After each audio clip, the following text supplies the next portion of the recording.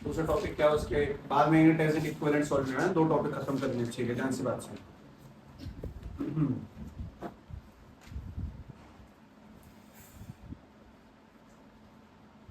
ठीक है भाई, पहले काम की बात कि मैंने तुम्हें जैसे बोला था कि ये वाला टॉपिक डेरिवेशन नहीं मांगता, सीधे फॉर्मूले हैं और तब एक ही फॉर्मूला उसको याद कर लो, बाकी कुछ नहीं, तो उसी को फॉलो करते हैं। ठीक है, ध्यान से बात सुनो, मैं डायरेक्ट करूंगा भी नहीं इसको। ये तुम्हारे पास में मैग्नेटिक फील्ड है और इसमें रखी हुई है एक मैग्नेट, कहाँ से कहाँ रखी हुई, नॉर्थ पोल साउथ पोल रखती है, और कहाँ से कहाँ जाती फील्ड लाइन। ये वाला कौन सिस्टम होगा, ये वाला कौन सा होगा नॉर्थ, और ये वाला कौन सा होगा साउथ पोल, है ना। बाकी सब तो ठीक है। पॉइंट की इसमें सीधे फॉर्मूला है, मैं तुम्हें साफ साफ कह रहा हूँ, तुम्हें इसको याद ही रखना है, जब तक तुम्हें समझ में नहीं आएगा, जब तक सवाल नहीं करोगे इसके।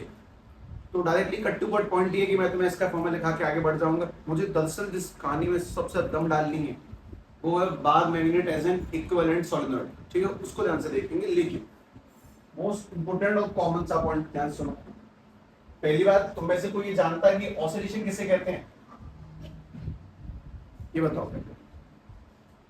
ऑसिलेशन किस चिड़िया का नाम है, किसे कहते हैं ऑसिलेशन?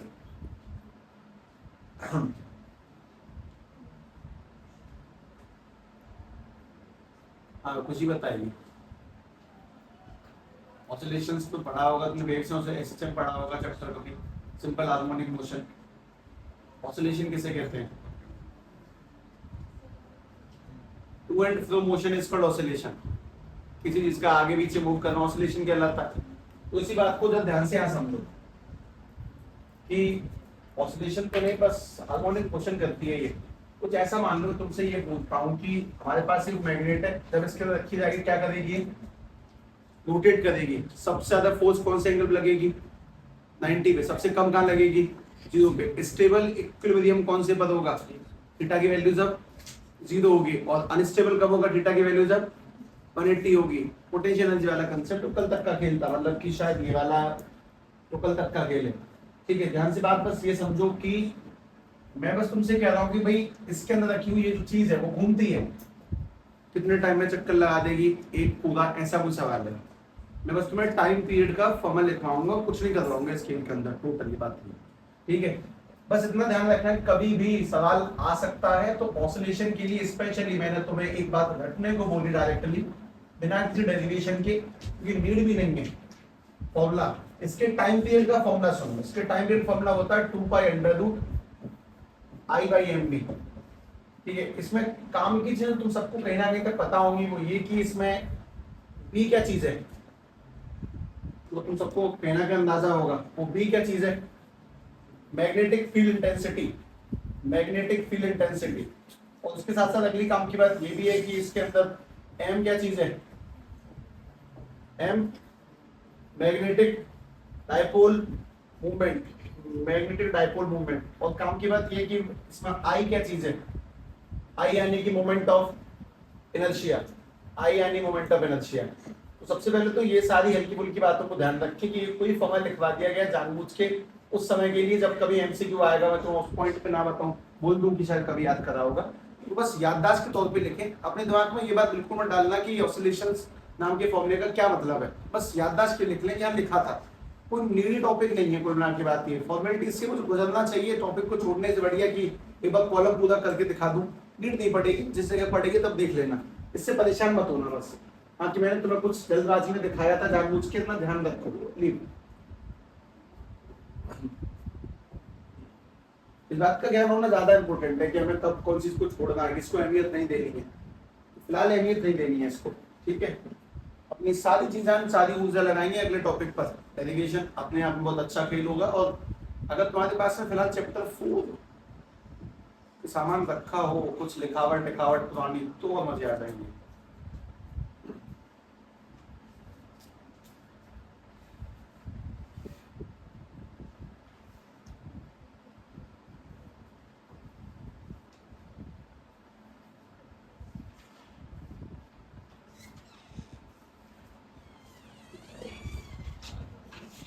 ये कैसे हो गई?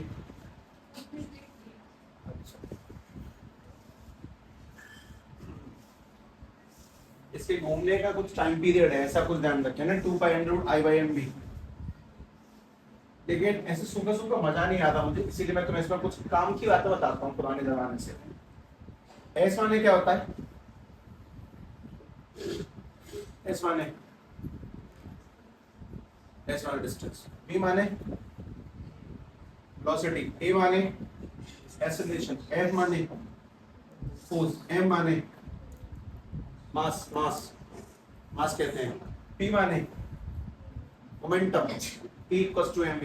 ये सब कुछ तब है जब अपने पास मोशन कैसा हो, नहीं है। और जैसे ही अपन लोग रोटेशन पे चले जाएंगे तो रोटेशन में जाती चीजों को बदल दो। एस के पे क्या आ जाएगा? थीटा, बी की जगह पे ओमेगा, ए की जगह पे अल्फा, एफ की जगह पे टाउ टॉर्क। अच्छा, मास की जगह पे आई यानी मोमेंट ऑफ इनर्शिया, और पी यानी मोमेंटम, और एल यानी कि एंगुलर मोमेंटम। मतलब सब कुछ सेम टू सेम रिपीट किया। डिस्टेंस जो काम इसमें करेगा इसमें एंगल करेगा। यहाँ वेलोसिटी को एंगल वेलोसिटी कहते हैं, ए अल्फा, फोर्स टॉर्क, मास यानी कि मोमेंट ऑफ इनर्शिया, और मोमेंटम यानी कि एल। ये बात बस तुम्हें जानबूझ के इसलिए बताई गई कि तुम्हें ये आई थोड़ा कम चुभे। तुम्हें ये समझ में आए कि जो काम थीटा का होता है घूमते टाइम पर, जो काम मास का होता है चलते टाइम पर, वही काम मोमेंट ऑफ इनर्शिया का होगा घूमते टाइम पर। Moment of inertia similar to mass in case of rotational, बस इतना ध्यान रखें। और टोटल बात ये कि ऐसा मान लो कि मैंने जानबूझ के तुम्हारी 5-6 मिनट के लिए टॉपिक को रखा और लिखवाया और मैंने समझा आगे बढ़ गया, बस इतना ध्यान रखें। एनालॉजी लेके ध्यान से, between electric field and magnetic field. Electric and magnetic properties अच्छा वर्ड था, लेकिन पहले टॉपिक डालो, उसके बाद में बीचों बीच में पन्ने के एक लाइन खींचो, पन्ने के बीचों बीच में लाइन खींच दे ध्यान से।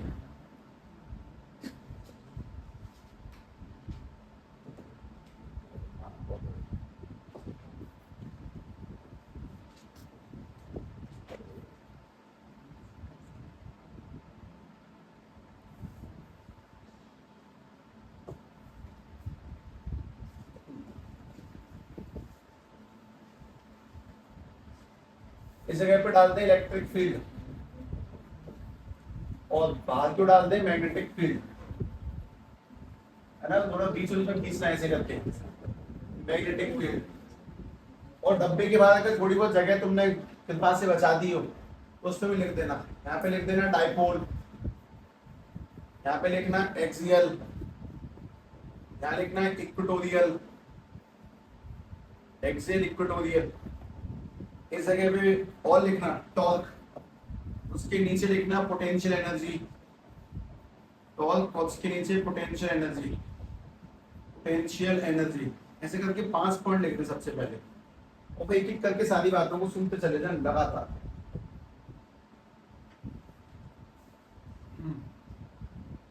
सबसे पहला पॉइंट, इलेक्ट्रिक फील्ड में डाइपोल का फॉर्मूला क्या होता है? P बराबर के Q/2 में 12। डायरेक्शन कहां से कहां होती है? Negative to positive. यूनिट क्या होती है उसकी? cm। Same to same magnetic field में डाइपोल का फॉर्मूला क्या होता है? m बराबर के qm मल्टीप्लाई में 12। यूनिट क्या होती है? जैसे इसकी यूनिट पाई जाती है cm, इसकी यूनिट क्या पाई जाती है? एम्पियर मीटर स्क्वायर या फिर जूल पर टेस्ला, इसकी यूनिट। अच्छा, अगली काम की बात, डाइपोल मूवमेंट में इलेक्ट्रिक फील्ड वाला फॉर्मूला, एक्सियल वाला फॉर्मूला क्या है? 2kp अपॉन में x3। जबकि यहाँ पे मैग्नेटिक फील्ड का नेट फॉर्मूला क्या निकल के आता है? 2k अपॉन में x3। अच्छा, यहाँ पे इक्वेटोरियल का फॉर्मूला क्या निकल के आता है? kp अपॉन में x3। जबकि यहाँ पे इक्वेटोरियल क्या निकल के आता है? इक्वेटोरियल पे km अपॉन में x3। यहाँ पे टॉर्क का फॉर्मूला क्या था? pe sin theta. यहाँ पे टॉर्क का फॉर्मूला क्या है? mv sin theta. इस जगह पे पोटेंशियल का फॉर्मूला क्या है? पोटेंशियल एनर्जी का pe cos थीटा, माइनस के साथ में वैसे तो अगर याद हो तो, नहीं तो पूरा अच्छा ही है cos theta 1 minus cos theta 2। और यहाँ पे फॉर्मूला क्या है एनर्जी का? md ब्रैकेट में cos theta 1 minus cos theta 2। ये दोनों की बीच की एंगल होगी जो तुम्हें बहुत अच्छा सिंबल देगी कि हाँ आसान है याद करना, है ना। दोनों के दोनों ऑलमोस्ट सेम है, पुराना आएगा तो अच्छा आएगा अगला भी।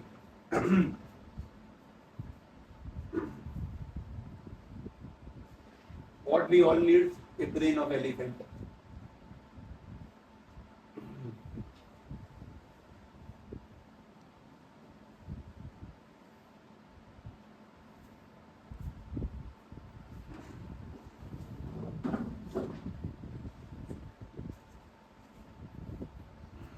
क्या कह रही है? सुना मैंने कुछ?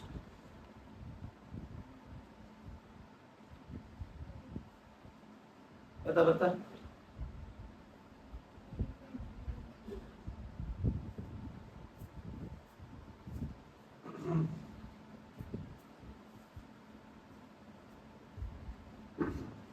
किसी को इसमें तो कोई आपत्ति नहीं है ना? ये तो बहुत स्मूथ चीज है, मतलब मजा ही देती है चैप्टर पढ़ने का कि यहाँ सब स्टार्टिंग एंड तक की कहानी है। मोस्ट इंपोर्टेंट क्या ध्यान रखो कि मैंने तुम्हें ऑसिलेशंस में बस एक फॉर्मूला लिखवा के छोड़ दिया, और दूसरा मैंने बार मैग्नेट में तुम्हें नॉर्मल सा रफ आइडिया दिया कि कैसे कैसे पढ़ना है।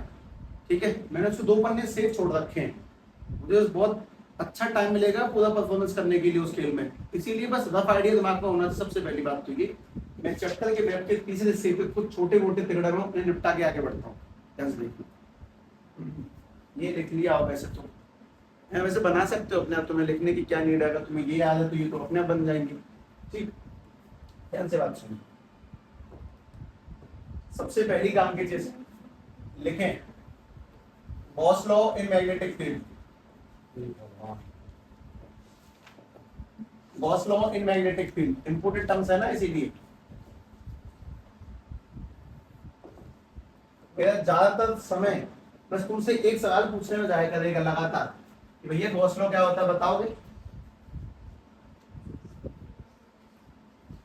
Flux is equal to charge inside upon में एप्सिलॉन नॉट। तुम्हारे पास में फ्लक्स निकालने के लिए क्यू इनसाइड अपॉन में एप्सिलॉन नॉट। अच्छा, फ्लक्स निकालने का फॉर्मूला और था, फ्लक्स इज इक्वल टू में integral E dot D A, ये भी याद है क्या? और दोनों को मिला के हम एक फॉर्मूला बना देते हैं, दोनों को इक्वल पुट कर डेरिवेशन भी करेंगे, तो ये गॉस लॉ था जो हम लोगों को याद है। अच्छा, एक काम का पॉइंट और बताओ, अगर किसी भी एरिया में से इलेक्ट्रिक फील्ड लाइन जाएंगी तो उन्हें हम लोग क्या बोलेंगे? Electric flux. और अगर मैग्नेटिक फील्ड लाइन जाएंगी तो मैग्नेटिक फ्लक्स। किसी भी जगह से अगर number of field lines, number of magnetic field lines, number of magnetic field lines यहां से नहीं है तो काम की पॉइंट यही है ना, उसे लिखो। Number of magnetic field lines passing perpendicular to a surface, passing perpendicular to a surface, passing perpendicular to a surface is called magnetic flux। थोड़ा अजीब है, मतलब मैं किसी टॉपिक पर टिक नहीं रहा हूँ, लगातार आगे बढ़ रहा हूँ, तुम्हें भी अपने ब्रेन को ठीक उसी तरह से ट्रेन करना है। स्विच करते सब लगातार स्विच करो, आगे बढ़ो लगातार। ठीक है, अब एक काम का पॉइंट बताओ, अगर किसी क्लोज बॉडी के अंदर, क्योंकि गॉस लॉ हमेशा कब लगता है जब सरफेस कैसा हो? क्लोज, उसमें चार्ज नेट 0 है तो फ्लक्स भी क्या होगा? 0। क्या फ्लक्स हमेशा 0 होगा? नहीं, अगर नेट चार्ज 0 नहीं है तो फ्लक्स 0 नहीं होगा। कुल मिला के बात यही, गॉस लॉ के अंदर flux depend on net charge inside, net charge inside body के अंदर। नेट चार्ज कितना है? अगर नेट चार्ज 0 है तो फ्लक्स 0, पॉजिटिव है तो पॉजिटिव फ्लक्स, और नेगेटिव है तो नेगेटिव फ्लक्स। ऐसा मैग्नेट केस में नहीं होता। जब मैग्नेट के केस में फ्लक्स निकाला जाता है, मैग्नेटिक फ्लक्स जब निकालते हैं तो मैग्नेटिक फ्लक्स को भी सबसे पहले रिप्रेजेंट करते हैं फाई से। निकालने का फॉर्मूला अब भी ऐसा ही है, integral B dot D A, और इसकी वैल्यू हमेशा क्या निकल के आती है? 0। Magnetic flux inside a closed surface, inside a closed surface is always 0। वो हमेशा 0 ही होगा, is always 0। अब उसका रीजन समझ लो क्यों। सबसे पहले दोनों में एक बात कॉमनली याद रखने वाली एमसीक्यू सिस्टम है, इलेक्ट्रिक फ्लक्स की वैल्यू हमेशा 0 नहीं होती, वो डिपेंड करेगा नेट चार्ज कितना है। लेकिन मैग्नेटिक फ्लक्स की वैल्यू किसी भी सरफेस के अंदर हमेशा 0 ही होती है। उसका रीजन तुम्हें अब पता चलेगी, सुनो। सबसे पहला पॉइंट है, हमारे पास में ये कोई बार मैग्नेट है, ये नॉर्थ पोल है, ये साउथ पोल है, मैंने सरफेस कर लिया क्लोज।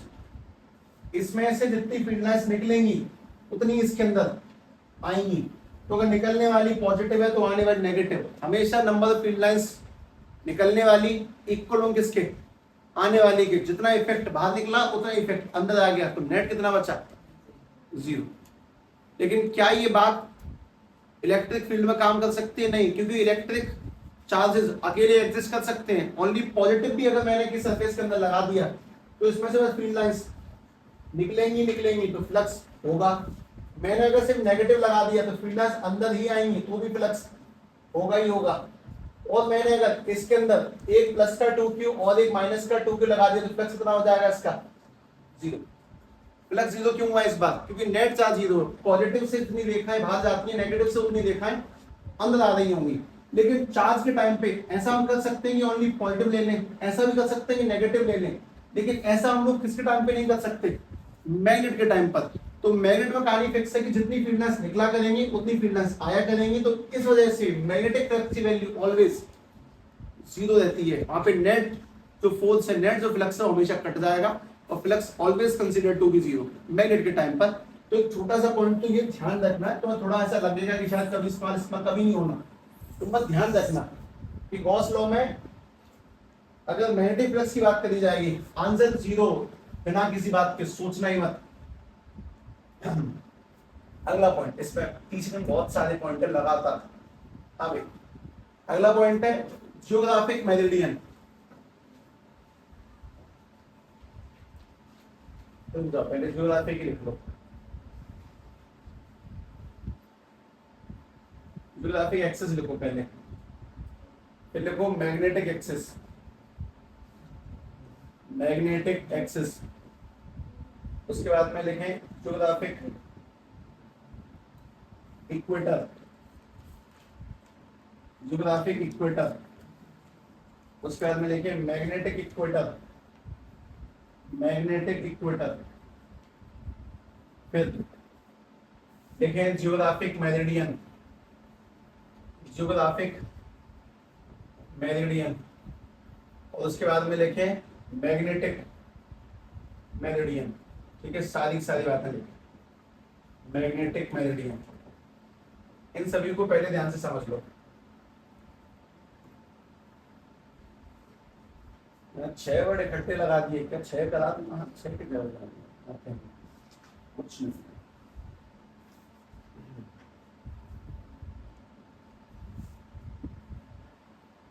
कभी कभी ना अपने दिमाग को समझाया करो, खुद समझाया करो कि यदि किस तरीके से पढ़ा जाए चैप्टर। ऑब्वियसली लगातार टॉपिक बदलते हैं तो दिमाग को स्विच करो, पुराना रख दो, ठीक है, बाद में स्विच करना सीखें। ये बहुत कॉमन सा पॉइंट। अगर मैं तुम्हें एक चीज पूछता हूँ कि ये अगर हमारी पृथ्वी है तो उसमें साउथ पोल नॉर्थ पोल कहाँ पाए जाते हैं? ऊपर कौन सा पोल पाया जाता है? North pole. नीचे कौन सा पाया जाता है? South pole. यही है ना एक्चुअली में।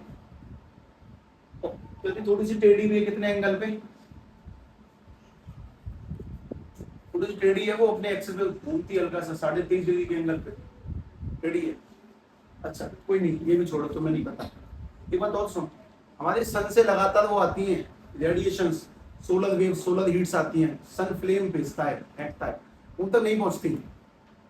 वो पता है क्यों नहीं पहुंचती? क्योंकि हमारी जो पृथ्वी है उसके पास भी खुद का एक मैग्नेटिक फील्ड है। तो सन के द्वारा भेजी गई जितनी भी बुरी बुरी रेडिएशन आग होती है यहाँ तक पहुंचती तो है, पर रिपल्शन हो जाता है। फिर पृथ्वी का जो मैग्नेटिक फील्ड है बचा लेता है उससे। अब सवाल ये भी आता है कि पृथ्वी के अंदर मैग्नेटिक फील्ड कैसे है? मतलब कुल मिला के जैसे हम लोग तो छोटे जीव जंतु हैं जो हमसे विशाल विकराल बड़े होंगे, जिनके लिए पृथ्वी एक फुटबॉल होगी, उन्हें उनके लिए पृथ्वी मैग्नेट है। पृथ्वी के अंदर खुद के पोल है, नॉर्थ पोल साउथ पोल है, और इसीलिए हमारी जो मैग्नेट कंपास है, कंपास कैसे काम करती है? कंपास क्यों मूव करती है अपने आप ही? क्योंकि पृथ्वी का खुद का नॉर्थ पोल है, खुद का साउथ पोल है। तो कंपास को तो रखोगे तो अपने आप ही रोटेट करेगी, अपने आप ही रोटेट करती है वो। पृथ्वी भी एक मैग्नेट है, उसके पास भी नॉर्थ पोल और साउथ पोल है। लेकिन ये वाले जो नॉर्थ पोल साउथ पोल है, जहाँ पे अंटार्कटिका आर्कटिक ओशन ऐसा कुछ है, इनको बोलते हैं जियोग्राफिक पोल्स। ये वाले हैं जियोग्राफिक पोल्स। जियोग्राफिक पोल्स, और जियोग्राफिक पोल्स को कनेक्ट करने वाली सीधी लाइन कहलाती है जियोग्राफिक एक्सिस। सबसे पहली बात तो ये, जो नॉर्थ पोल साउथ पोल को कनेक्ट करेगी उसको हम लोग बोलते हैं जियोग्राफिक एक्सिस। एक लाइन, सीधी लाइन, स्ट्रेट लाइन। इमेजिनरी है, ऐसे कोई लाइन होती नहीं है, इमेजिनरी लाइन है। अब बात है क्या पृथ्वी के north pole south pole magnet वाले भी यहाँ पाए जाते हैं? नहीं। पृथ्वी के जो मैग्नेट वाले नॉर्थ पोल साउथ पोल है वो थोड़े से इससे अलग पाए जाते हैं। नॉर्थ पोल और साउथ पोल थोड़ा सा अलग होता है, जिसमें से मैग्नेटिक पिलर निकलती हैं, यहाँ से निकलेंगी, यहाँ पे आएंगी, पिलर यहाँ से निकलती। पृथ्वी का दिखने वाला नॉर्थ पोल साउथ पोल वो है जो उसकी लोकेशन पे दिखाई देता है, वो ज्योग्राफिक पोल है, और जहां से पिलर्स निकलती हैं वो अलग अलग है। पहले इस बात को जानो कि नॉलेज वाली बात है, ऐसा नहीं कि फिजिक्स है। ये तुम्हें पता होना चाहिए कि जगह हम जानते हैं नॉर्थ पोल साउथ पोल है, अंटार्कटिका पाया जाता है एक जगह पे ऊपर वाला जो पाया जाता है वो अलग चीज है। दोनों जगह पे मतलब कितनी ठंडा रहता है वो अलग सिस्टम है। पृथ्वी से मैग्नेटिक फील्ड लाइन भी निकलती है, पृथ्वी भी एक मैग्नेट है, तो मैग्नेट के जो पोल से थोड़े से अलग है, वो नॉर्थ पोल साउथ पोल अलग है। और जो मैग्नेटिक पोल्स को सीधा ज्वाइन करती है उस टाइम को हम लोग क्या बोलते हैं? Magnetic axis. सबसे पहले ये लिखेंगे, ए स्ट्रेट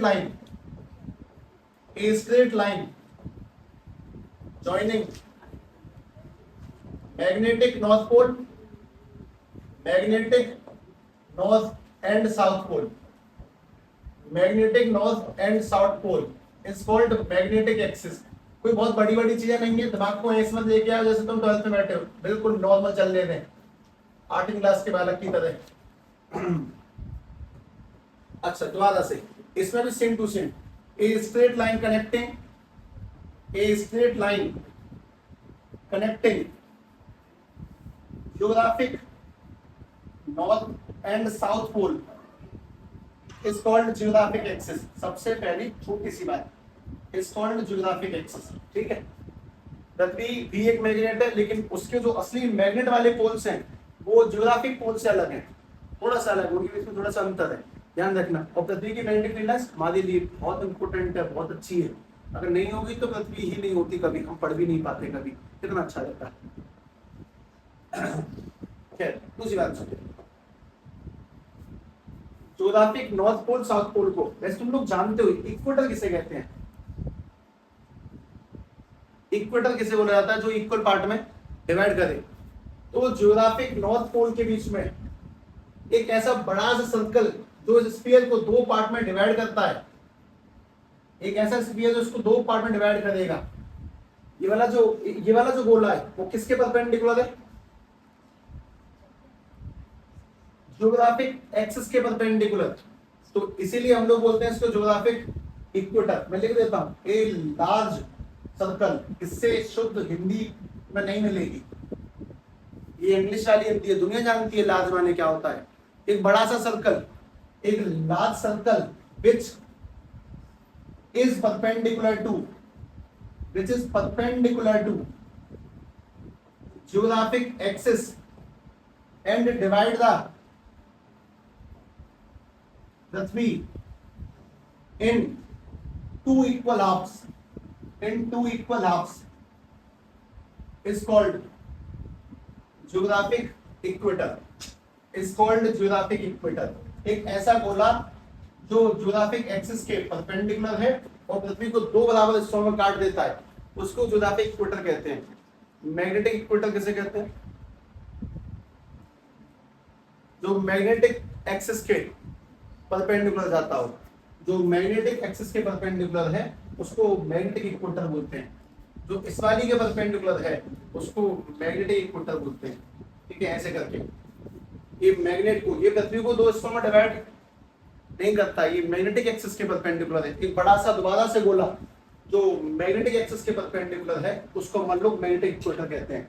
इसमें इक्वल हाथ मत लिखना, बस ऐसे लिखना, a large circle which is perpendicular to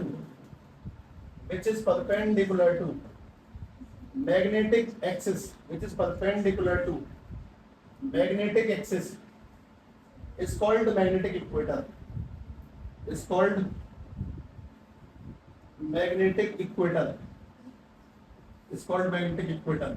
तुम लोगों ने अपने जीवन काल में जब ज्योग्राफी पढ़ी थी तो तुमने वाकई में ज्योग्राफी लिख के पढ़ी है कि मैं रटी है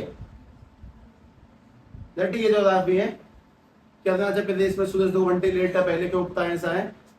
कुछ समझ रटा होगा वो वाला सवाल, स्टोरी ऑफ विलेज पालमपुर। बहुत बढ़िया। अच्छा, ये तुम फिजिक्स में देख रहे हो पहली बार, मैं एक बात समझ में आ गई, ज्योग्राफिक पोल्स में मैग्नेटिक पोल में थोड़ा सा अंतर है। जो गोला ज्योग्राफिक एक्सिस के परपेंडिकुलर है उसे इक्वेटर ज्योग्राफिक कहते हैं, और जो गोला इसके परपेंडिकुलर उसको इक्वेटर मैग्नेटिक कहते हैं। ये बात पता होनी चाहिए। ठीक, अगली बात सुनो ध्यान से। ज्योग्राफिक मेरिडियन और मैग्नेटिक मेरिडियन को समझते हैं। मेरिडियन का कनेक्शन इनसे थोड़ा सा कम है, और ज्योग्राफिक मेरिडियन को तो नीड भी नहीं होती है वैसे, लेकिन फिर भी समझ लेते हैं। एक ऐसा प्लेन, प्लेन यानी कि कागज, जो पृथ्वी को दो बराबर हिस्सों में काटता हो, इसके परपेंडिकुलर जाता हो। जैसे कि हमारे पास में कोई बॉल हो, गोल सी बॉल, और तुमने उस गोल बॉल के अंदर इस कार्ड को ऐसे फंसाया कि वो बराबर हिस्सों में कट गया। हमने अभी जो गोला बनाया था वो ज्योग्राफिक एक्सिस के कैसा था, परपेंडिकुलर, लेकिन ये जो कार्ड है वो एक्सिस के अलोंग जाएगा और दो बराबर हिस्सों में काट देगा। हमने गोला बनाया है ऐसे करके, हरा वाला गोला परपेंडिकुलर बनाया, परपेंडिकुलर बात नहीं चल रही है। मैं किसी कार्ड को पृथ्वी में ऐसे भेजो, ऐसे दो बराबर हिस्सों में काट दे, इस तरह से, उसको बोलते हैं ज्योग्राफिक मेरिडियन, जो इसको दो हिस्सों में बराबर काटे। अभी कैसे काटा है, लेटा हुआ, मैं लेटे काटूंगा तो इक्वेटर है, और मैं उसको सीधा खड़ा काटूंगा तो ज्योग्राफिक मेरिडियन है। तो उस बात को लिखता हूं, a vertical plane, a vertical plane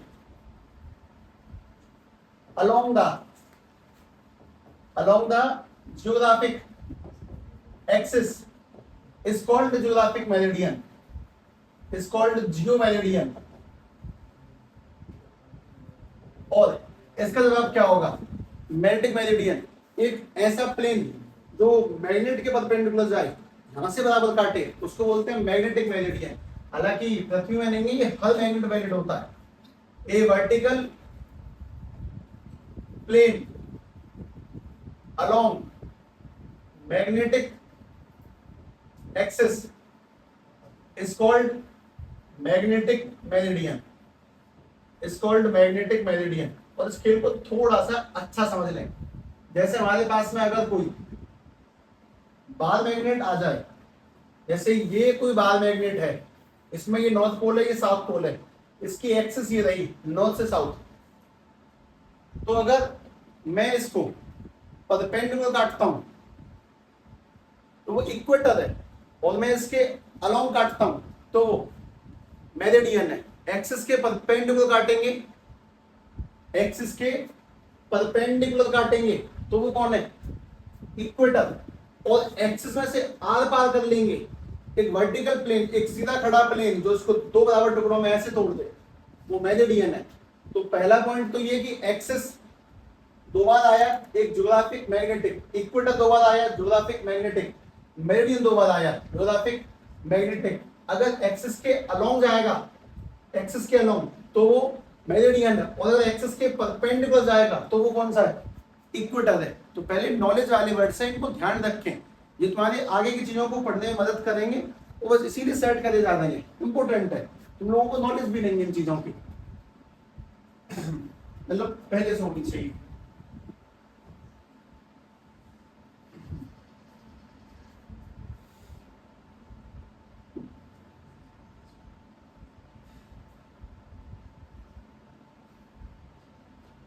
पृथ्वी के पोल्स में, नॉर्थ पोल साउथ पोल में, और मैग्नेट के पोल्स में पृथ्वी के फर्क है, इस बात को ज्यादा ध्यान रखेंगे।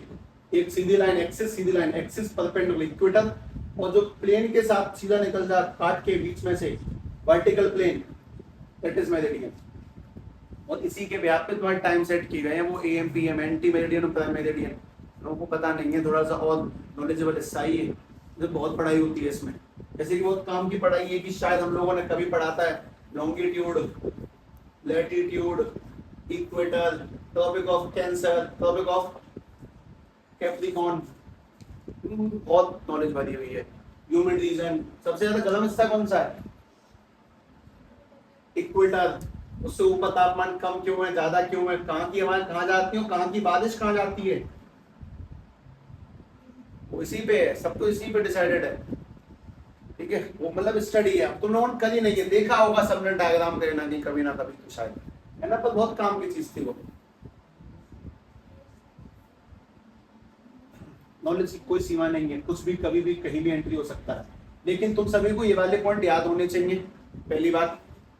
दूसरी बात, तुम सभी को ये एनालॉजी पता हो जो हम लोगों ने अब तक पढ़ी है, और सबसे मेन काम की बात, हम लोग कल क्या ड्राइव करेंगे वो बताओ। हम bar magnet as an equivalent solenoid को अभी बस एक रफ शेप में देखा है कि क्या हो रहा है, तो उसको कल देखोगे कंप्लीट, इस फॉर्मूले के आने से लेके नीचे 2 लगने तक टोटल एग्जैक्ट सिस्टम क्या बैठेगा वो तुम लोग कल पहचानोगे। ठीक है, कल करते हैं।